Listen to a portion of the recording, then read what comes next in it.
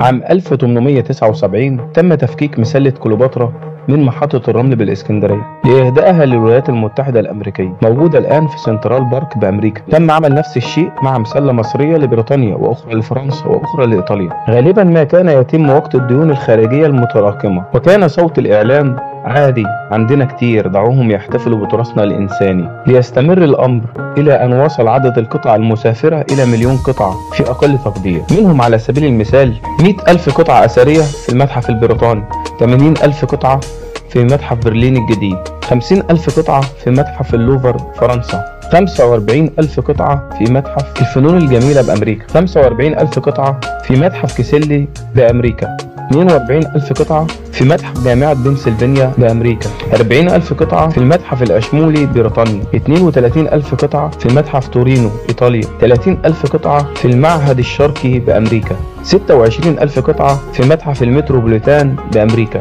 25,000 قطعة في متحف أونتاريو الملكي بكندا، 17,000 قطعة في متحف هيرست بأمريكا، 16,000 قطعة في متحف فيتزويليام بريطانيا، 16,000 قطعة في متحف ليفربول بريطانيا، 16,000 قطعة في متحف مانشستر بريطانيا، 14,000 قطعة في المتحف الأثري الوطني بإيطاليا، 12,000 قطعة في متحف فيينا بالنمسا. وده طبعا المعروض والمعروف حول العالم، أغلبها هدايا ذهاب بلا عودة ومخافي أعظم وأكثر من الخيال. من يفرط في الماضي بأي منطق يفرط في الحاضر ثم لا مستقبل. آثار مصر المسروقة. التمثال الأغلى تمثال سخمقا، والتمثال ده اتباع من المتحف تورثامبتون البريطاني لمشتري مجهول في يوليو 2014 في مزاد مقابل 16 مليون جنيه استرليني، والتمثال حاليا متواجد في الولايات المتحدة الأمريكية. التمثال مصنوع من الحجر الجيري قبل 4500 سنة، وطول التمثال 75 سنتي. التمثال ده لمفتش كتبت إحدى المحاكم المصرية، وفي إيده لفافة مفتوحة من البردي، وجنبه تمثال صغير لزوجته وهي تحضن ساقه، وابنه إلى جانب ساقه الأخرى، وسبعة من حملة القرابين على جانبي وخلفية مقعده. ويضم التمثال شكل ثلاثي الأبعاد ونقوش بارزة وكتابة هيروغليفية في عمل واحد من الألفية الثالثة قبل الميلاد في مصر، ودي بتمثل عائلة بأكملها في المملكة القديمة. مش ممكن الدهب ده وكأنه لسه مصنوع دلوقتي، اتصنع من آلاف السنين ولسه لحد النهاردة دقة تصنيعه تخطت 120%. والدهب ده كله الفرعون حكم مصر وهو صغير في السن، ومات برضه وهو صغير في السن. امال الفراعنة الكبار اللي عاشوا سنين كان الدهب بتاعهم شكله عامل ازاي؟ لكن للأسف في منه اللي اتسرق وفي منه اللي لسه في باطن الأرض. يا ترى مين هو الملك صاحب الدهب ده؟ قولولنا في التعليقات. ده يا سيدي صندوق عطور من مقبرة توت عنخ آمون، عمره حوالي 3500 سنة، مصنوع من الأبستر، وده طبعا نوع من الرخام شديد الصلابة. تخيل الحجر ده رغم انه دقيق جدا ورفيع جدا ومعمول فيه فراغات صغيرة جدا ما انكسرش منهم حاجة لحد النهاردة. الحكاية مش بس في النحت الخارجي، ده كمان مفرغ من جوه. الأبستر ده كان في ايديهم زي الصلصال. شوف بقى المهارة والدقة والجمال في النحت على الحجر. بص على الفازة الأبستر اللي على الشمال، الفازة دي منحوتة بالكامل من قطعة واحدة من الرخام، بس اللي يجنن انهم نحتوها من جوه ورسموها وكتبوا عليها نقوش من جوه. الرقبة الطويلة والرفيعة دي ازاي يعني؟ ده شيء فوق الخيال.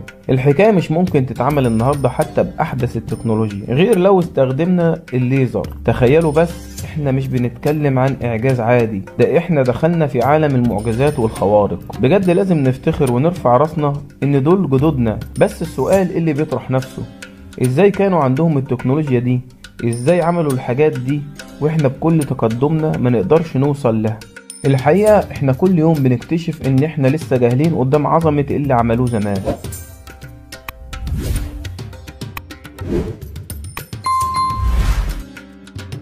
يعتبر التساؤل عن شكل اليونانيين والمصريين القدماء من أكثر المواضيع المثيرة للاهتمام، لأنه يعطينا فكرة عن التنوع البشري عبر العصور. شكل المصريين القدماء. المصريين القدماء كانوا ينتمون إلى منطقة شمال أفريقيا، وكان مظهرهم يعكس بيئتهم. النقوش والتماثيل تظهرهم بلون بشرة بين البني الفاتح والغامق، مع ملامح متوسطة بين الأفارقة وسكان البحر المتوسط. النساء يظهرن بشعر مستقيم أو مجعد قصير، والرجال غالبا كانوا يحلقون رؤوسهم ويرتدون الشعر المستعار. الملابس كانت بسيطة غالبا مصنوعة من الكتان مع إضافة الحلى والمجوهرات الذهبية. شكل اليونانيون القدماء كانوا من شعوب البحر المتوسط، ومن سماتهم المميزة البشرة الفاتحة إلى الزيتونية.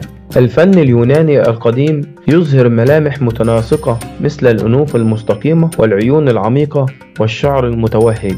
كانوا يهتمون بشكل كبير باللياقة البدنية، وهو ما يظهر في تماثيلهم التي تصور أجسادهم رياضية. ارتدوا ملابس فضفاضة مصنوعة من الصوف والكتان زي الخيتون والهاميتون. مشتركات واختلافات رغم الفروق الثقافية والجغرافية، كان لكلتا الحضارتين تأثير قوي على مظهرهما من خلال فنونهم التي غالبا ما تعكس المثليات أكثر من الواقع. الآثار تظهر الملامح المشتركة كالعناية بالمظهر، سواء في تصفيف الشعر أو المجوهرات أو الملابس.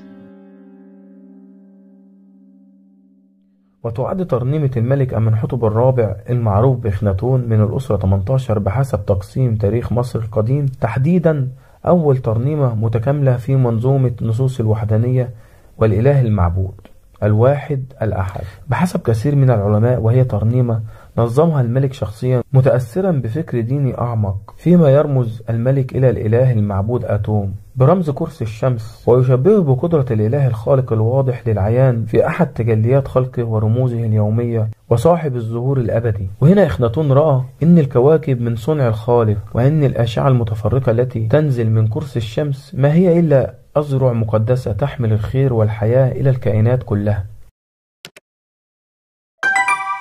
وده خلى إخناتون لم يرغب في تصوير رمز أو هيئة مادية لهذا الإله، بل رمز إليه بكرسي الشمس الذي يراه الكل وأشعتها التي تسطع يوما ويستمتع بها الجميع ويعيش كل كائن بفضلها. ونورد مقتطفات من نص الترنيمة نقلا عن دراسة العالمة الفرنسية كالير لالويت نصوص مقدسة ونصوص دنيوية المنشورة ضمن سلسلة منظومة اليونسكو لنماذج الفكر العالمي. استقل لالويت في المبحث الخاص بالشعر المقدس والترانيم إلى الآلهة إن الترنيمة تعرف اصطلاحا باسم الترنيمة الكبيرة إلى آتون، وهي منحوتة في تل العمارنة في مقبرة الملك آي. طبعا الملك آي هو أبو الملكة نفرتيتي. إنك تشرق برفق في أفاق السماء أيها القرص الحي الذي يتحكم في الحياة، وبينما تظهر في الأفاق الشرق وبعد أن تملأ البلاد قاطبة بكمالك، فأنت جميل وعظيم وتسطع وقائم فوق الأرض في كل مكان في كامل امتدادها. إن أشعتك تغطي جميع البلدان وحتى حدود كل ما خلقته. أنت واهب خصوبة المرأة وتخلق النطفة في الرجال،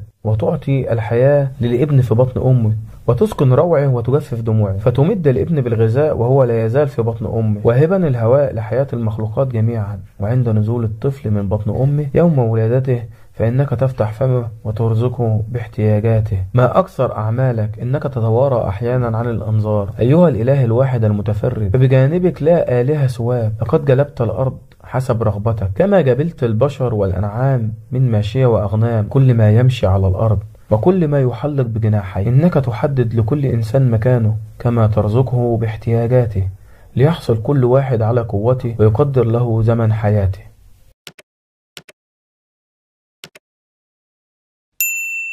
نقش للملك إخناتون وهو يتعبد لكرسي الشمس آتون، ده كان جزء بسيط من ترنيمة إخناتون. طبعا احنا مش هنقول عشان وقت الفيديو، هي ترنيمة طويلة. والعالم الفرنسي بول بارجيه بيقول في دراسته كتاب الموتى للمصريين القدماء المعروف باسم كتاب الخروج إلى النهار: ليست الديانة المصرية القديمة بدقة عبارة عن تعدد الآلهة، إنها إيمان بإله واحد بوجوه مختلفة، إله يمكن أن يكون معبود تحت اسم ما أو شكل ما في مكان ما، أو باسم آخر وبشكل آخر في مكان آخر.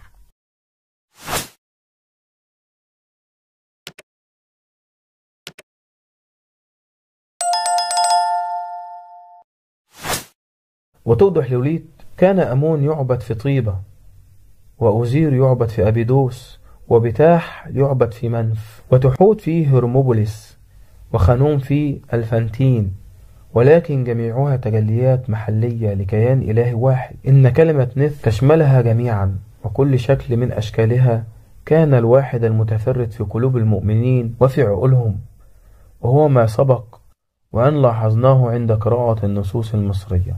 أتمنى نكون وضحنا لحضراتكم إن مصر القديمة ما كانتش ملحدة، ولا كانت بتعبد الأوثان، ولا كانت بتعبد الحيوانات. في نهاية الفيديو أتمنى يكون الفيديو عجبكم. ياريت ما تنساش تدعمنا بالاشتراك في القناة وتفعل زر الجرس عشان يوصلك كل جديد، وطبعا تعمل لنا شير، ولو عندك أي تعليق ياريت تقوله لنا في الكومنتات. أشوفكم على خير، مع السلامة.